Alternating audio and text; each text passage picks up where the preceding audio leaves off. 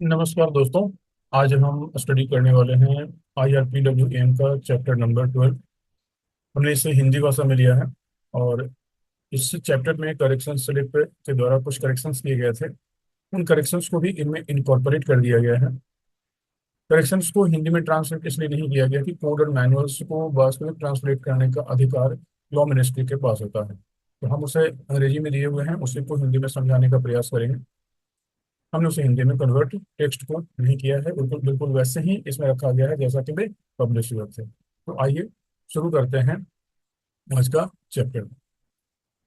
आज का चैप्टर है पैसेंजर रनिंग लाइनों को प्रभावित करने वाले कार्य के लिए रेल संरक्षा आयुक्त की स्वीकृति। अर्थात वे काम जो कि पैसेंजर रनिंग लाइनों को अफेक्ट कर सकते हैं, हम जो भी काम करने जा रहे हैं, तो उनमें किन कामों के लिए रेल संरक्षा आयुक्त की स्वीकृति यानी कमिश्नर ऑफ रेलवे स्वीकृति की स्वीकृति आवश्यक होती है। उसके पहले हम ये जानें कि इन पैसेंजर लाइनों को प्रभावित करने के लिए जिन रेफरेंस नियमों का या जिन रेफरेंस संदर्भों का इस्तेमाल करना है, वे हम कहाँ से लेंगे। उसके लिए कुल 4 प्रकार के नियम या अधिनियमों को संदर्भित किया गया है, रेफरेंस के तौर पर लिया गया है। उनमें है पहला रेल अधिनियम 1989 का अधिक्रमांक 24, जो बीच बीच में अगर संशोधित होता रहता है तो उसे पढ़ना है। दूसरा है भारतीय रेलों पर जो ओपन लाइन है उनके सामान्य नियम। आप अपने जोन में GNSR पढ़ते होंगे, तो उसमें जनरल रूल और सब्सिडरी रूल रहता है। सब्सिडरी रूल आपके जोन के द्वारा जारी किया जाता है, परंतु सामान्य नियम भारतीय रेलवे के बोर्ड के द्वारा जारी किया जाता है। तो यहाँ पर हम बात कर रहे हैं कि भारतीय रेलों के जो ओपन लाइन के सामान्य नियम हैं 1976 में जो पहली बार जारी हुए थे, और बाद में जो यथा संशोधित होते रहते हैं, उन्हें लेकर के इस बारे में पढ़ना है। तीसरा है रेल यात्रियों के सार्वजनिक परिवहन हेतु खोलने, यानी जब भी कभी रेलों को सार्वजनिक परिवहन हेतु जब खोला जाता है, कोई लाइन खोली जाती है, तो उस कंडीशन में हमें किन नियमों को फॉलो करना है, ये रेल नियम 2000 में दिए गए हैं।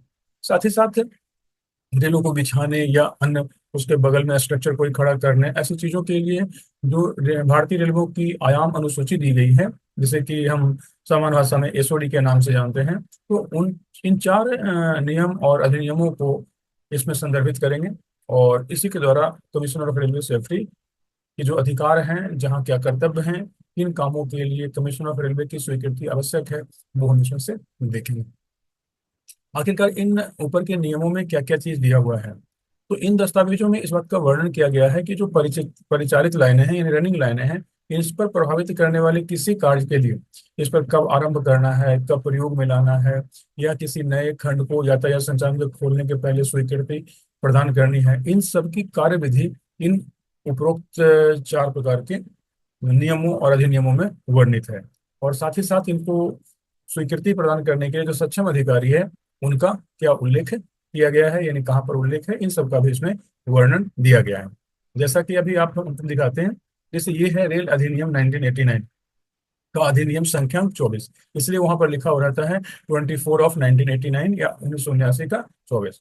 यह रेल अधिनियम 3 जून 1989 को यानी 3 जून 1989 को जारी हुआ था।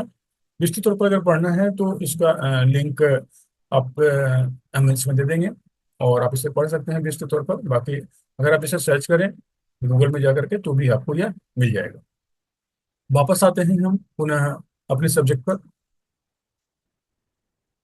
पैरा संख्या 1202 में इस बात का वर्णन था कि रेल संरक्षा आयुक्त की स्वीकृति की आवश्यकता किन किन कामों के लिए है और उनको किन कामों के लिए हमें सूचना देनी है। इस पैरा के संबंध में एक वीडियो हमने पूर्व में जारी किया हुआ है, आप उस वीडियो में जा करके देख सकते हैं। विस्तार तौर पर इसमें वर्णन किया गया था कि किस प्रकार से किन कामों के लिए रेल संरक्षा आयुक्त की स्वीकृति की आवश्यकता है और किन कामों के लिए उनकी स्वीकृति की आवश्यकता नहीं है। फिर भी हम शॉर्ट में हम बात कर लेते हैं कि रिक्वायरमेंट ऑफ जो sanction of commission of railway safety है, जिन कामों के लिए है, उन कामों का वर्णन रेलवे एक्ट 1989 के सेक्शन नंबर 23 में दिया गया है।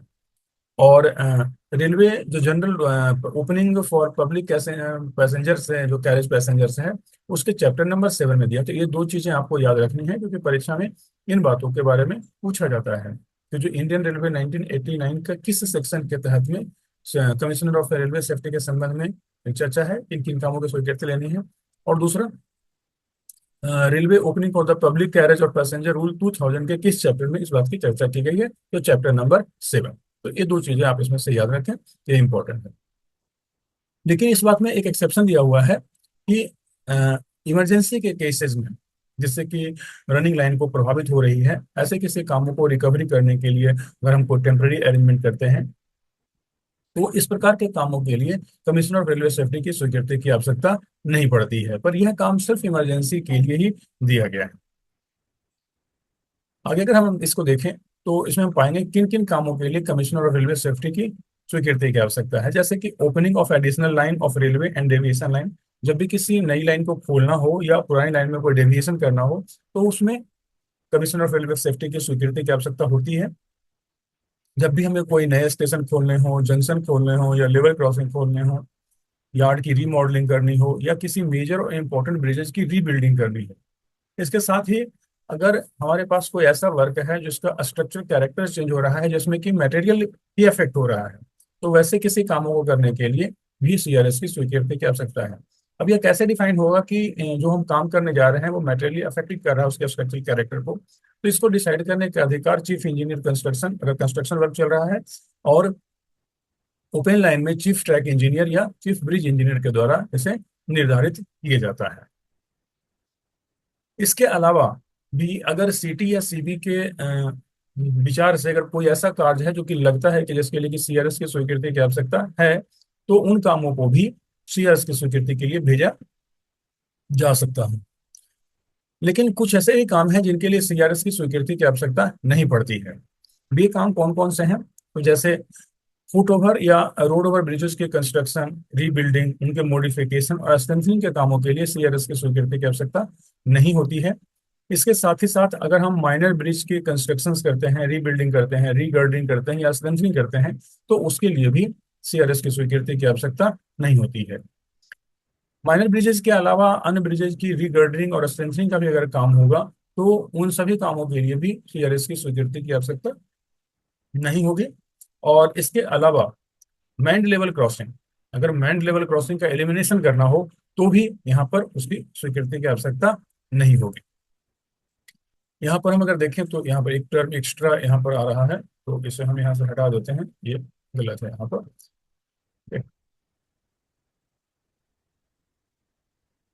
इसके अलावा है कि अपग्रेडेशन ऑफ लेवल क्रॉसिंग, जिनमें कि इंटरलॉकिंग भी शामिल है, जो स्टेशन लिमिट के बाहर है, उन कामों के लिए भी सीआरएस की स्वीकृति की आवश्यकता नहीं होती। अगर सेक्शन में इलेक्ट्रिक ट्रैक्शन को इंट्रोड्यूस किया जा रहा है, इसके लिए भी सीआरएस की आवश्यकता नहीं है। साथ ही साथ डेडिकेटेड फ्लीट कॉरिडोर में जो रिलेटेड जो वर्क है, उनके लिए भी सीआरएस की आवश्यकता नहीं। ये करेक्शन के स्लिप के द्वारा इसे मॉडिफाई किया गया था, इसलिए इसे इंग्लिश वर्जन में ही वैसे रहने दिया गया कि हिंदी वर्जन रेलवे बोर्ड के द्वारा अभी तक हमें प्राप्त नहीं हुआ है। अब आती है बात कि कार्यों की स्वीकृति करने के लिए आवेदन जो पत्र है वो कौन भेजेगा और किस ढंग से भेजेगा। अभी तक हमने इस बात की चर्चा कर ली कि किन नियमों और अधिनियमों में इस बात का वर्णन है, और उनमें से कौन से काम हैं जिनके लिए सीआरएस की स्वीकृति की आवश्यकता होगी। अब है कि और किन कामों के लिए सीआरएस की स्वीकृति की आवश्यकता नहीं होती है। अब हमें देखना है कि इनके लिए जो आवेदन पत्र भेजे जाते हैं वो कौन भेजेगा और उसमें क्या क्या चीजें रहेगी। तो परिचालित लाइनों पर असर डालने वाले कार्यों के निष्पादन की स्वीकृति हेतु आवेदन पत्र रेल संरक्षा आयुक्त को निम्नलिखित शैली में भेजा जाना चाहिए। यानी कि जब भी हमें सीआरएस के लिए स्वीकृति के लिए भेजना है, तो हमें जो रनिंग लाइनों को प्रभावित कर रही है कार्य, उन्हीं के लिए हमको भेजना होता है।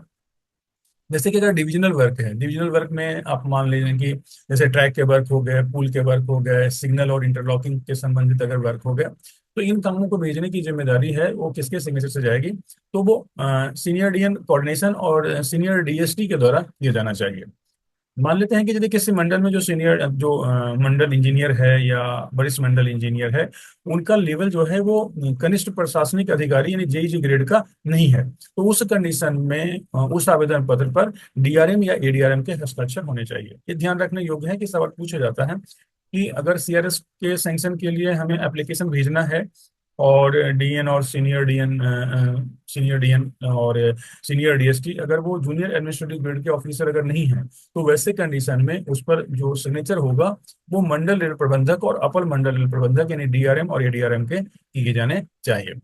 अगर यही बात निर्माण संगठन की होगी, तो निर्माण संगठन में जो भी कार्य किए जा रहे हैं, चाहे वे सिविल इंजीनियरिंग के वर्क हों या सिग्नलिंग और इंटरलॉकिंग के वर्क हों, तो आवेदन पर जो हस्ताक्षर होगा वह होगा चीफ इंजीनियर कंस्ट्रक्शन या मुख्य सिग्नल इंजीनियर निर्माण।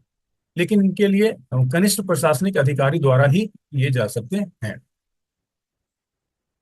आगे देखें, मंडलीय निर्माण कार्यों के लिए जिनमें सिविल इंजीनियरिंग और सिग्नल एवं इंटरलॉकिंग दोनों सम्मिलित हैं, यानी मंडल के वैसे काम जिसमें कि उस काम में सिविल इंजीनियरिंग भी सम्मिलित है और सिग्नलिंग एंड टेलीकॉम भी सम्मिलित है, तो आवेदन पत्र पर हस्ताक्षर संयुक्त रूप से किया जाएगा।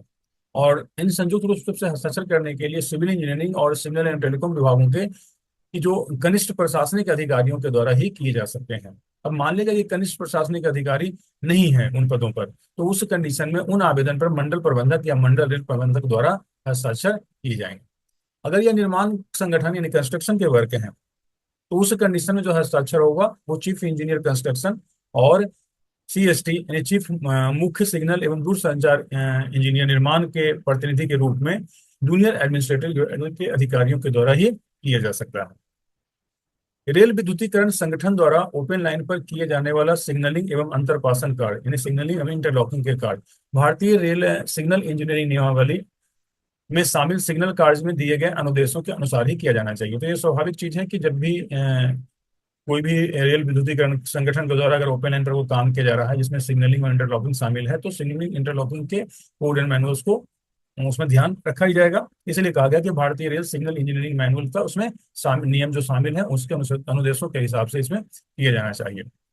ऐसे सिग्नलिंग कार्यों के लिए रेल संरक्षा आयुक्त को दिया जाने वाला आवेदन ऐसे अधिकारी द्वारा तैयार किया जाएगा, हस्ताक्षरित किया जाएगा और प्रस्तुत किया जाना चाहिए, जो वरिष्ठ मंडल सिग्नल एवं दूरसंचार इंजीनियर या उप मुख्य सिग्नल एवं दूरसंचार इंजीनियर से कम रैंक का न हो। यहाँ पर ध्यान देना क्या है कि जब भी ये इलेक्ट्रिफिकेशन वाले डिपार्टमेंट के द्वारा रेल विद्युतीकरण संगठन के द्वारा अगर इस प्रकार के काम किए जाते हैं जिसमें सिग्नलिंग इंटरलॉकिंग से संबंधित है, तो उसमें जो आवेदन है उसकी तैयार करना या उस पर साइन करना या प्रस्तुत करने की जिम्मेदारी जो होगी, उसका जो रैंक उस व्यक्ति का होना चाहिए वह सीनियर DST और या CST से कम रैंक का नहीं होना चाहिए।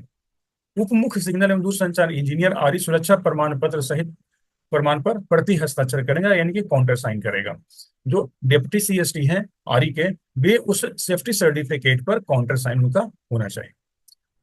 जबकि रेल विद्युतीकरण संगठन द्वारा सिग्नल एवं अंतरपासन के ऐसे कार्य किए जा रहे हैं, उप मुख्य इंजीनियर एवं दूरसंचार इंजीनियर आरी और मंडल के वरिष्ठ मंडल सिग्नल एवं दूरसंचार इंजीनियर एक संयुक्त प्रमाण पत्र पर हस्ताक्षर करेंगे। यहाँ पर आप ध्यान दीजिए कि जब रेल विद्युत की संगठन द्वारा सिग्नल एवं इंटरपासन का कार्य किया जा रहा है, यहाँ पर आप समझने का कोशिश कीजिए कि यह काम सिग्नलिंग डिपार्टमेंट द्वारा नहीं किया जा रहा है, वो काम किया जा रहा है रेल इलेक्ट्रिफिकेशन संगठन द्वारा, लेकिन काम कौन सा है? सिग्नलिंग एवं इंटरलॉकिंग का है। तो वैसे कंडीशन में जो CST आरी है या मंडल के सीनियर DST हैं, एक संयुक्त प्रमाण पत्र पर हस्ताक्षर करेंगे जिसमें यह दर्शाया जाएगा या बताया जाएगा कि सिग्नल एवं दूरसंचार कार्य चालू करने के लिए मौजूदा अनुदेशों के अनुसार सुरक्षा संबंधी सभी सावधानियां बरती गई है और आवश्यक जांचें की गई है।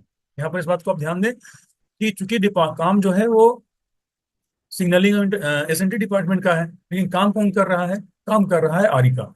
इस चलते जो सेफ्टी सर्टिफिकेट होगा उस पर आरी के जो अफसर होंगे, आरी के जो डिप्टी CST होंगे और सिग्नल SNT के जो सीनियर डी कोऑर्डिनेशन होंगे, वो एक ज्वाइंट सर्टिफिकेट, ज्वाइंट प्रमाण पत्र जारी करेंगे जिसमें यह क्लियरली बताया जाएगा कि जो भी कार्य किए जा रहे हैं वो मौजूदा अनुदेशों के द्वारा जो कोड एंड मैनुअल में अनुदेश दिए जा रहे हैं उसी के अनुसार सुरक्षा संबंधी सभी सावधानियों को बरत करके की गई है और इस संबंध में सभी आवश्यक जांचें पूरी कर ली गई है। सभी मामलों में यानी जहां भी हस्ताक्षर किए जाएंगे, हस्ताक्षरकर्ता का नाम और पद नाम स्पष्ट रूप से लिखा होना चाहिए, यानी सिंपली साइन ही सिर्फ नहीं होना चाहिए, उस वहां पर हस्ताक्षरकर्ता का नाम भी पूरी तरह से डिस्प्ले होना चाहिए और उनका डेजिग्नेशन भी डिस्प्ले होना चाहिए। सिर्फ सिग्नेचर से काम यहाँ पर नहीं चलेगा। अब हम देखें कि जो हम एप्लीकेशन भेजने जा रहे हैं उनके साथ कौन कौन से डॉक्यूमेंट हमको लगाए जाएंगे। तो आवेदन पत्र के साथ जो भेजने वाले जो इनके साथ जो डॉक्यूमेंट लगाए जाएंगे, जो फॉर्म के साथ लगाए जाएंगे, उनके संबंध में जानकारी जो अनेक्सर 12/1 में दी गई, यानी कि एप्लीकेशन के संबंध में जो अनेक्सर है वो 12/1 है। हम इसे आपको लास्ट में परिशिष्ट आपको दिखाएंगे इसमें कि कौन कौन से परिशिष्ट कैसे बने हुए हैं। लेकिन आप यहाँ पर याद रखें कि आवेदन पत्र के जो फॉर्म है वो परिशिष्ट 12.12/1 यानी कि एनेक्सर 12/1 में दिया हुआ है। और हमें ध्यान रखना है कि उसमें सभी जानकारियां और सभी फॉर्म में जो ब्यौरे दिए हुए हैं वो पूरी तरह से भरे हुए होने चाहिए। संबंधित अधिकारी को चाहिए कि वो अपने आवेदन पत्र के साथ उप मुख्य इंजीनियर रेल पथ यानी डिप्टी सी ट्रैक और उनकी अनुपस्थिति में अगर वो उपलब्ध नहीं है तो मुख्य इंजीनियर रेल पथ द्वारा हस्ताक्षरित फॉर्म जो कि 12/2 परिशिष्ट में है भेजें, तथा इस आशय का रेल पथ प्रमाण पत्र में उल्लेख करें। इसके साथ रेल पथ प्रमाण पत्र भी जारी करनी पड़ती है, तो रेल प्रमाण पत्र में इसको उल्लेखित करना चाहिए। ये रेल पथ अधिकतम एक्सेल लोड के लिए उपयुक्त है। प्रमाण पत्र मुख्य रेल पथ इंजीनियर या मुख्य इंजीनियर द्वारा प्रति हस्ताक्षरित होने चाहिए। यहाँ ध्यान रखिएगा कि जो प्रमाण पत्र है उस पर काउंटर साइन चाहिए सीटी के द्वारा, यानी मुख्य सीई के द्वारा या सीटी के द्वारा इस पर काउंटर साइन होने चाहिए। किसी बड़े पुल के लिए जहां पर विशेष स्पान साइट की आवश्यकता के आधार पर क्षेत्रीय रेलों द्वारा डिजाइन और निर्माण के लिए का प्रयोग करना हो, वहां आवेदन पत्र के साथ उप मुख्य इंजीनियर पुल द्वारा 12/3 इस आशय का प्रमाण पत्र भेजना चाहिए। तो ब्रिज संबंधी जो प्रमाण पत्र है वह आपको मिलेगा अनेक्सर 12/3 में। तो जब भी किसी बड़े पुल के लिए अथवा किसी विशेष स्पान की आवश्यकता के आधार पर कोई डिजाइन किया गया है क्षेत्रीय रेलों के द्वारा काम करने के लिए, तो उस हालात में एक प्रमाण पत्र जारी करना होगा जो कि डिप्टी सी ब्रिज के द्वारा जारी किया जाएगा और जिसका फॉर्मेट अनेक्सर 12/3 में दिया गया है। तो ये याद रखिए कि 12/3 जो है वह ब्रिज संबंधी प्रमाण पत्र का फॉर्मेट है, जिसमें हमको इस बात की चर्चा करनी होगी कि पुल अथवा पुलों का डिजाइन इस प्रकार से किया गया है कि इस पर जितना धुराभार चलाने का प्रस्ताव है उसको पर्याप्त रूप से वो संभाल लेंगे। धुराभार यानी कि एक्सेल लोड। पुल प्रमाण पत्र पर मुख्य पुल इंजीनियर या प्रधान इंजीनियर के प्रति हस्ताक्षर होंगे। यहाँ पर आप ध्यान देखिए कि पहले वाले में सीटी का था, ट्रैक वाले में या सीई का था। यहाँ पर ब्रिज वाले में क्या दिया हुआ है कि मुख्य पुल इंजीनियर का होगा, चीफ ब्रिज इंजीनियर का हो सकता है, या प्रिंसिपल चीफ इंजीनियर के काउंटर साइन होने चाहिए। और यहाँ पर देखिए कि जो फॉर्म में जो अनेक्सर थे 12/2 और 12/3 के लिए प्रयोग में लाए जाने वाले इंजन, चल स्टॉक के टाइप, इनके धुराभार और गति के संबंध में प्रधान मुख्य परिचालन प्रबंधक से परामर्श किया जाना चाहिए।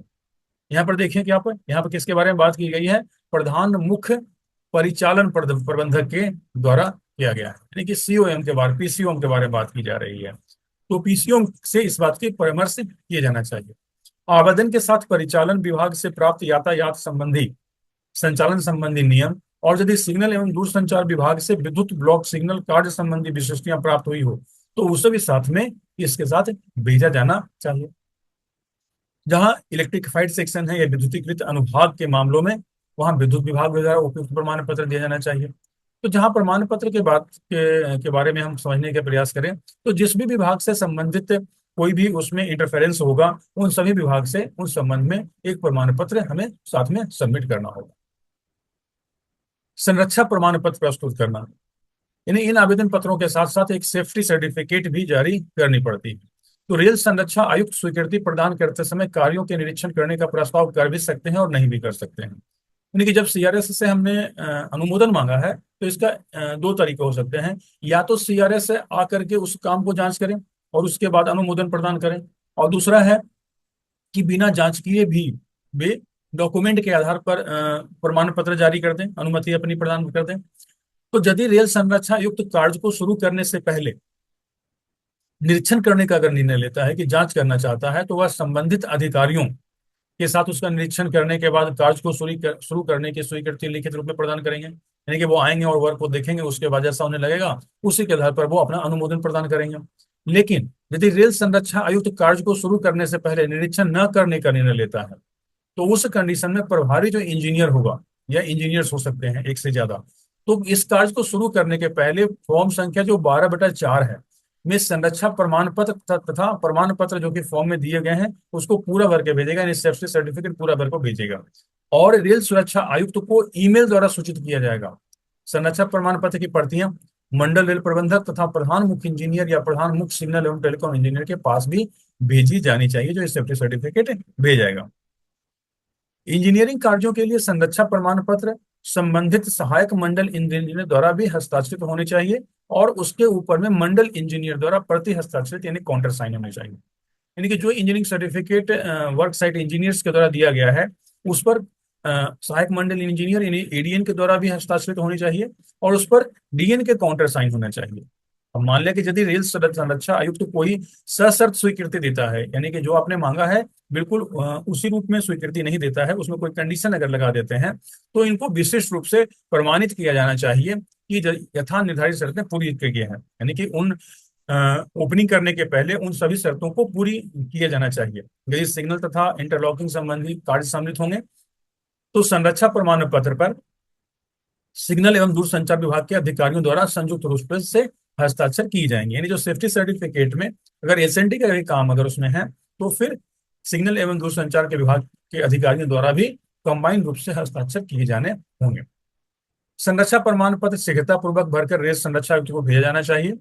जब चरणबद्ध संचालन निहित हो, तो निर्माण कार्य के प्रत्येक चरण के पूरा होने पर अलग अलग संरक्षा प्रमाण पत्र जारी किया जाना चाहिए।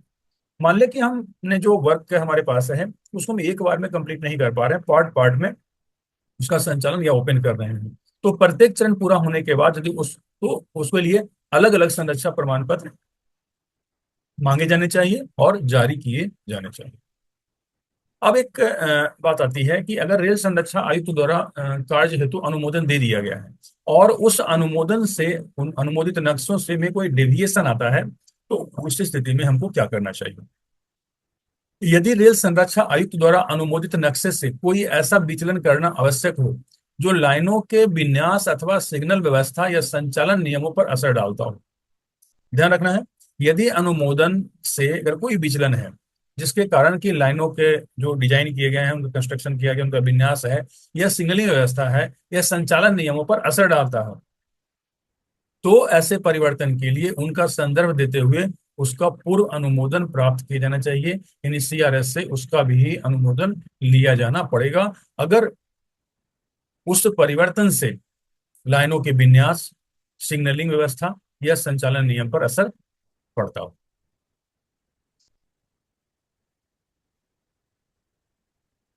अब है कि अगर किसी नए प्रकार के इंजन या अथवा चल स्टॉक के चलाने के लिए मौजूदा इंजन और या रोलिंग स्टॉक की गति वृद्धि के लिए आवेदन करना हो, जब भी किसी नए प्रकार के इंजन अथवा चल स्टॉक को चलाना हो या मौजूदा कोई इंजन हो या रोलिंग स्टॉक हो, उसकी गति में वृद्धि करनी हो, तो उसके लिए उसके इंट्रोडक्शन के लिए भी हमें सीआरएस से किस प्रकार की अनुमति लेनी पड़ेगी। नए प्रकार के इंजन अथवा चल स्टॉक के संचालन अथवा किसी निर्दिष्ट सेक्शन अथवा सेक्शनों पर मौजूदा इंजन या रोलिंग स्टॉक की अधिकतम अनुमत गति बढ़ाने या डबल हेडिंग या मल्टीपल हेडिंग की स्वीकृति के लिए रेल संरक्षा आयुक्त के पास आवेदन पत्र सामान्यतः समय समय पर संशोधन के रूप में नीति परिपत्र 6 में निर्धारित प्रक्रिया का पालन करके बनाया जाना चाहिए। यहाँ पर आप इसमें ध्यान देखें तो इसमें दिया हुआ है कि जब भी इस प्रकार के रोलिंग स्टॉक में कोई गति प्रदान करनी हो या नए नए रोलिंग स्टॉक को इंट्रोड्यूस करना हो या किसी सेक्शन में, तो उसमें नीति प्रपत्र 6 में जो प्रक्रिया दी गई है उसका पालन करके ही हमें बनाया जाना चाहिए। पैरा संख्या 1208 में चर्चा की गई है कि जब किसी कार्य को खोला जाता है, कार्य को खोलते समय या प्रारंभ करते समय रेल अधिकारियों को सूचित करना। हमने स्वीकृति ले ली है, अब लाइन को ओपन करना चाहते हैं, तो पैरा 1209 आगे हम पढ़ते हैं में जैसा वर्णित है उनके अतिरिक्त, पैरा 9 में जो वर्णित है उसको छोड़ दिया जाए, उसके अतिरिक्त जब तक मंडल संरक्षा अधिकारी या मंडल परिचालन प्रबंधक यानी कि डीएसओ और डीओएम द्वारा जारी किए गए किसी परिपत्र सूचना पत्र के द्वारा सभी विभागों और कर्मचारियों को ज्ञापित न कर दिया जाए, तब तक गाड़ियों का संचालन अथवा स्टेशन पर यातायात को प्रभावित करने वाला कोई नया कार्य प्रयोग में नहीं लाया जाएगा।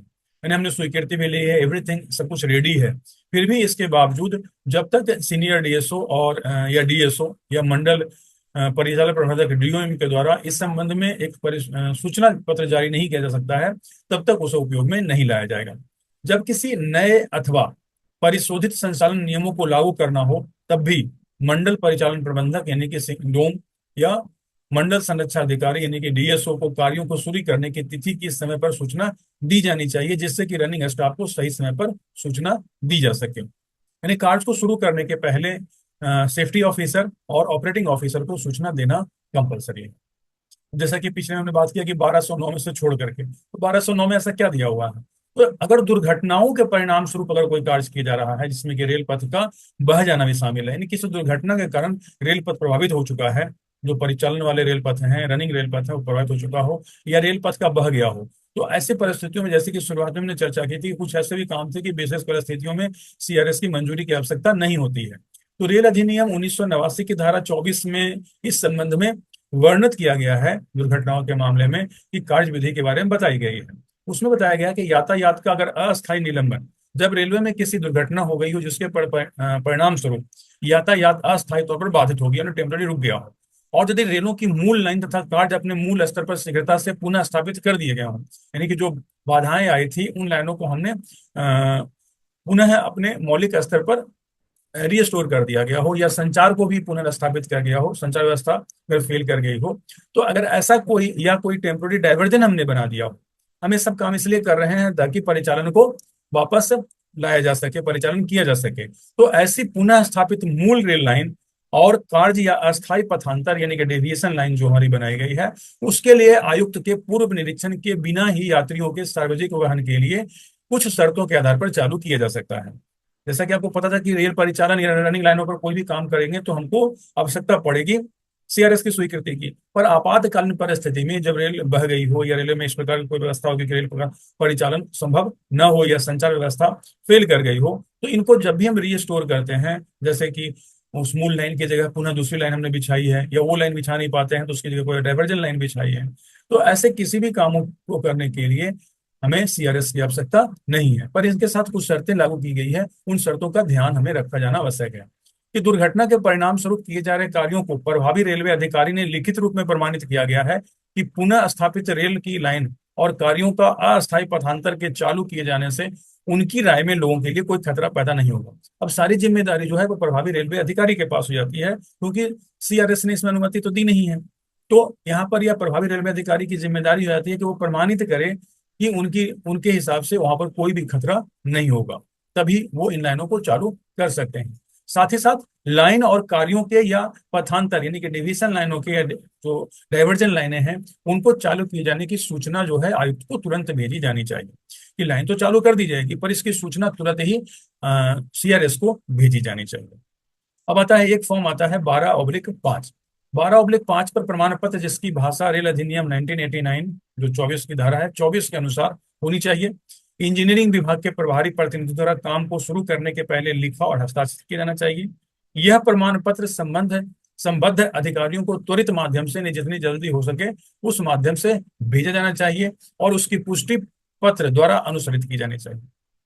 दुर्घटना स्थल पर इस प्रमाण पत्र की एक प्रतिलिपि इंजीनियरिंग प्रतिनिधि तथा परिचालन विभाग के प्रतिनिधि को भी दी जानी चाहिए, और जब तक यह प्रमाण पत्र उसके अधिकार में न आ जाए तब तक वह, यानी कि वह कौन, परिचालन विभाग का प्रतिनिधि, पुनर्स्थापित मार्ग अथवा डाइवर्जन पर यातायात गुजरने की अनुमति नहीं देगा। यानी कि जब तक उसे 12/5 में लिखित फॉर्म पर प्रॉपर सिग्नेचर के साथ एक प्रमाण पत्र जारी नहीं होगा, तो परिचालन विभाग का जो प्रतिनिधि है वो किसी भी हालत में इन नई लाइनें या डाइवर्जन लाइन पर ट्रैफिक को गुजरने की इजाजत नहीं देगा। जहां तक संभव हो सार्वजनिक यातायात के लिए शुरू करने के पहले डाइवर्जनों के ऊपर से मटेरियल ट्रेन अथवा केवल इंजन कोच लगाकर परीक्षण किया जाना चाहिए। यानी यहाँ पर कहा जा रहा है कि हमने जो नई लाइन बना दी या डाइवर्जन लाइन बना दी, तो खासतौर पर जब भी कोई सार्वजनिक यातायात को चालू करना हो तो उसके पहले डाइवर्जेंस लाइन्स के ऊपर में मटेरियल ट्रेन या कम से कम इंजन को एक बार चला करके परीक्षण कर लेना चाहिए कि वो सुरक्षित है। यदि लाइन 24 घंटे के भीतर संचार के लिए पुनर्स्थापित हो जाती है तो रेल संरक्षा आयुक्त के पास प्रमाण पत्र भेजने की आवश्यकता नहीं। यहाँ पर ट्रैक की बात नहीं की जा रही है, संचार की बात की जा रही है। तो यदि, यानी कि अगर लाइन 24 घंटे के भीतर के संचार के लिए पुनर्स्थापित हो जाती है, ठीक है, यहाँ 24 घंटे, यदि लाइन 24 घंटे के भीतर संचार के लिए पुनर्स्थापित हो जाती है तो रेल संरक्षा आयुक्त के पास प्रमाण पत्र भेजने की आवश्यकता नहीं है। ये बड़ा ध्यान रखिएगा कि कितना समय यहाँ पर है दिया हुआ है। तो ये 24 घंटे का समय परीक्षा में पूछा जा सकता है आपसे। जहां अस्थायी डाइवर्जन का उपयोग 3 दिन से अधिक के किए जाने की संभावना हो, यानी कि जो टेम्परेरी डाइवर्जन बनाया हुआ है वो 3 दिन से अगर अधिक इस्तेमाल किया जा सकता है, नहीं 3 दिन से अधिक तो उस पर गाड़ियां चलती रह सकती हैं, वहां रेल संरक्षा आयुक्त यदि आवश्यकता समझते हैं तो उसका निरीक्षण कर सकते हैं। 3 दिन से कम है तो उसे निरीक्षण करने की आवश्यकता नहीं है। पैरा संख्या 1210। अब है नई लाइनों को शुरू करना। जब कभी किसी नई लाइन को यातायात के लिए शुरू करना हो अथवा पहले से ही शुरू की गई किसी लाइन पर विद्युत इंजन के प्रयोग की शुरुआत करनी हो, या कोई नई लाइन बिछाने जिनसे कारण वहां उनके अमान में परिवर्तन किया गया हो, इनके डायमेंशन में परिवर्तन किया गया हो। 3 चीजें आपको यहाँ समझनी है। जब किसी नई लाइन को यातायात के लिए शुरू करना हो, या पहले से किसी शुरू की गई लाइन पर इलेक्ट्रिक इंजन का प्रयोग करना हो, या कोई नई लाइन बिछाने के कारण वहां उसकी डायमेंशन में परिवर्तन अगर हो गया हो, तो इन कामों के लिए रेलवे के जो यात्रियों के लिए जो सार्वजनिक गाड़ी शुरू करने के जो नियम बनाए गए हैं, नियम संख्या 2000, रेलवे नियम 2000, उनमें संबद्ध जो चैप्टर्स हैं, अध्याय हैं, उनमें के नियमों और कार्य विधि का कड़ाई से अनुपालन किया जाना चाहिए। अभी तक हमने इस संबंध में चर्चा कर ली कि क्या किन नियमों को रेफरेंस लेना है, कौन से पुस्तकों का संदर्भ लेना है, किस प्रकार से फॉर्म भरना है, और किन किन कामों के लिए स्वीकृति की आवश्यकता है और किन कामों के लिए स्वीकृति की आवश्यकता नहीं है। हमने बात किया था कि कुछ फॉर्म इसमें इस्तेमाल होंगे, उन फॉर्म्स के बारे में चर्चा कर लेते हैं। मूल रूप से फॉर्म तो जो आपको भेजने होंगे तब वो फॉर्म आपके मैनुअल में दिए हुए हैं, पर उन फॉर्म में वास्तव में क्या दिया हुआ है।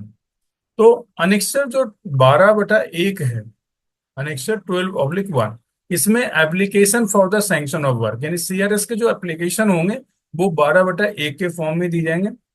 12/2 जो अनेक्सर है वो ट्रैक सर्टिफिकेट का फॉर्म है। 12/3 जो है वो ब्रिज सर्टिफिकेट का फॉर्म है।